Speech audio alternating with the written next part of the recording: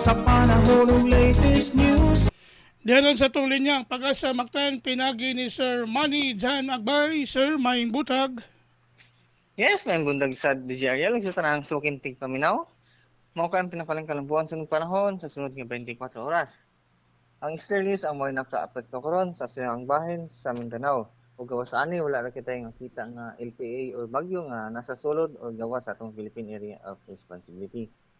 Kung para sa atong forecast weather condition, ang tibok Metro Cebu lakip na ang probinsya sa Sugbo ug ang tibok Visayas kay makasinati og panagsang mga panganuron ngadto na sa nag-umon nga kalangitan.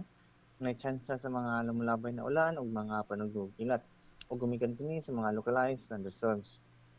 Samtang hinay ngadto na sa kasarangan nga hangin, nag-auros ikan sa habagatang silangan ngadto na sa habagatang kasadpan ang maglabi sa tibok Visayas. Dinambalod sa katigatan malinaw ngadto na sa kasarangan ang pagbalod.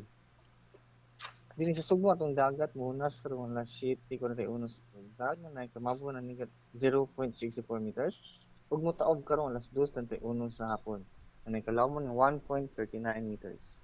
Temperatura karon para dinhi sa Metro Cebu mag-range kini gikan sa 27 to 33 degrees Celsius. Ang atong sunrise unyang alas 5:23 sa buntag ug atong sunset unyang alas 6:06 sa hapon. Ang atong Philippine Standard Time alas 5:39 na sa kabuntagon. Ug mo lang ka natong latest sa weather update gikan sa Batan sa Pag-asa kini si Manager Nagbay. May buntag. Salamat, Sir Manny. May butag sa Pag-asa Mactan. Okay, good morning. Inyong gadabati si Sir Manny Jan Agbay, ang atong weather specialist gikan sa Pag-asa Mactan nga naghatod sa atong dagan sa kahimtang sa panahon ining adlaw Huwebes, Hunyo 13, 2024.